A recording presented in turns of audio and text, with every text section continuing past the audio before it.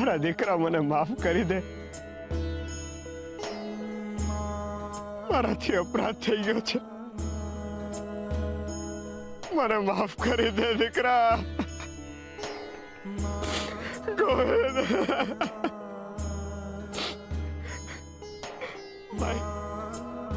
મારાથી આવું થઈ ગયું, મારાથી આવું થઈ ગયું.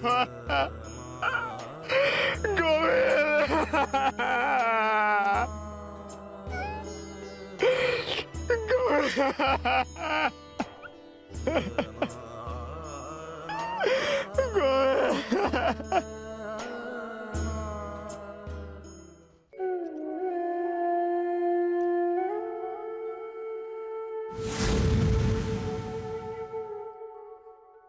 નાથ,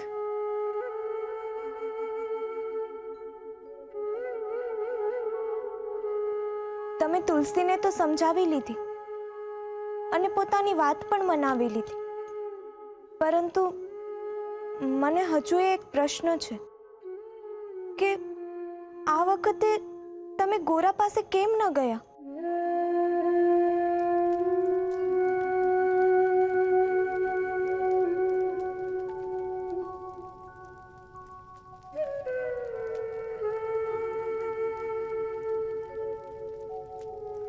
સ્વામી,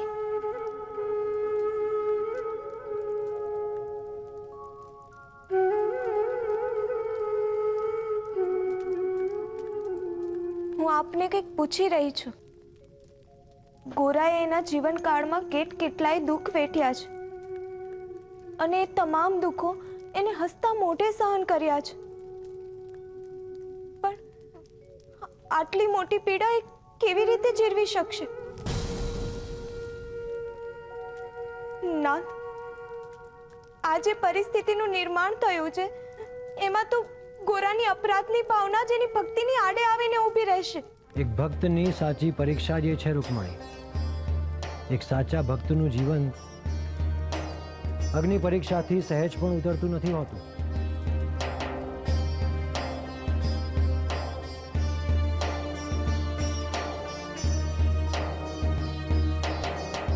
ગોરાનું સમસ્ત જીવન સંઘર્ષથી ભરેલું છે રૂકમણી. જેમ જેમ એના જીવનમાં સંઘર્ષ વધતા જાય છે તેમ તેમ એના જીવનની આગ વધતી જાય છે. સૌથી પહેલા પૂજારીએ એને મંદિરમાં મારા દર્શન માટે પ્રતિબંધ લગાવ્યો. એની પીડા.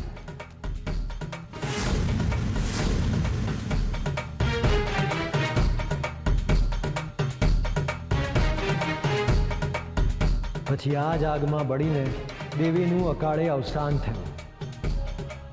એની પીડા. ભક્તિના નામે, મારા નામે એ દિવાલમાં ચણાઈ ગયો. એણે પોતાનો જીવ જોખમમાં મૂક્યો. એની પીડા.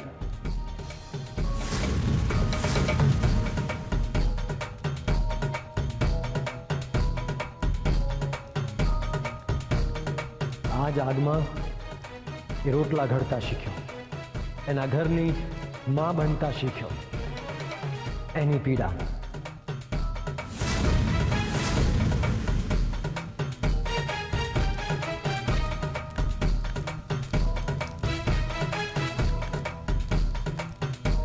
મારા રૌદ્ર સ્વરૂપની આ જ આગમાં એ મારાથી વિખૂટો પડી ગયો. એની પીડા.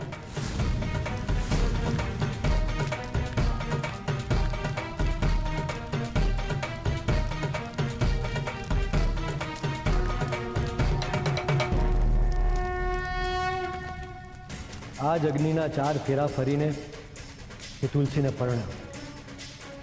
એનું મન મારી ભક્તિમાં લીન હોવા છતાં એણે ઘર સંસારમાં આવ્યો.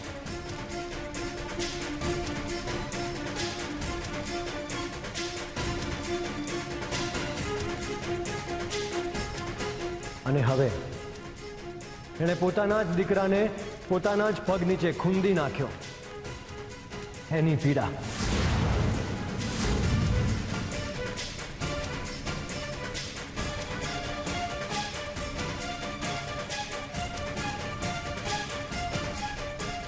સ્વામી,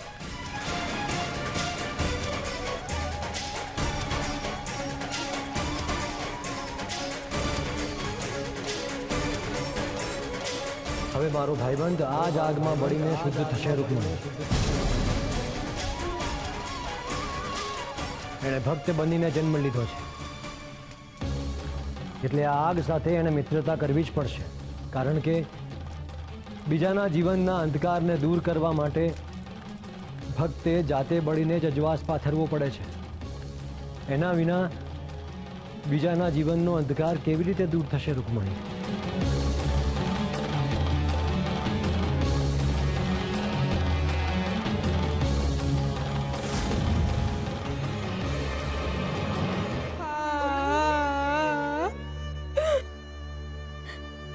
ગોવિંદ, તું જ્યાં હો ત્યાં તને મારી યાદ નથી આવતી?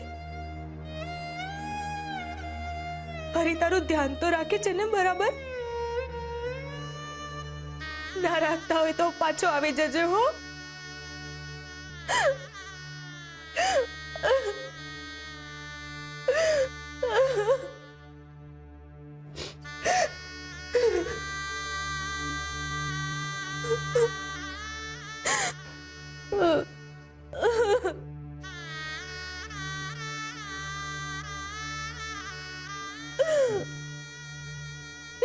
તુલસી,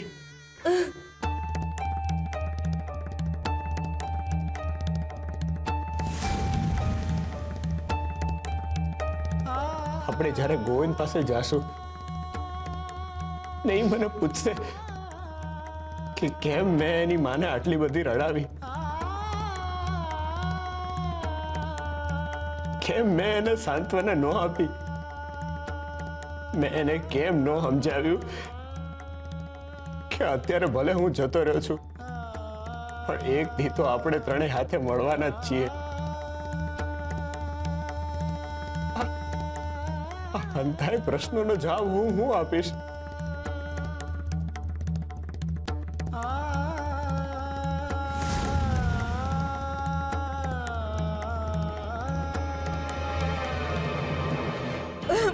મને તમારું મોઢું પણ ના દેખાડશો. મેં તમને ક્યારનું કહી દીધું છે કે તમારા અને મારા વચ્ચેના સંબંધ હવે ક્યારના પૂરા થઈ ગયા છે. તો તમે અહીં કેમ બેઠા છો? હું મારા ઘરમાં મારા દીકરાના હત્યારાને નહીં રાખું. પણ તુલસી, મેં ના કહ્યું ને, ના એટલે ના. હું તમને હાથ જોડીને વિનંતી કરું છું કે જે પગે તમે તમારા દીકરાને ખૂંદી નાખ્યો એ પગ હવે તમે ક્યારે આ ઘરમાં ના મૂકતા. તમારા માટે હવે આ ઘરમાં અને મારા જીવનમાં હવે કોઈ સ્થાન નથી. એટલે હવે તમે આ ઘરમાં નહીં, બહાર આંગણામાં સૂઈ જજો. એ જ આંગણામાં જ્યાં તમે મારા ફૂલ જેવા દીકરાને ખૂંદી નાખ્યો. એ માટીની સુગંધ લેતા લેતા સૂઈ જજો જ્યાં તમે મારા દીકરાના શ્વાસ તમારા પગ નીચે રૂંધી નાખ્યા. એ આંગણાનો એક એક કણ, એક એક ખૂણો તમને તમારા કરેલા પાપને યાદ અપાવ્યા કરશે.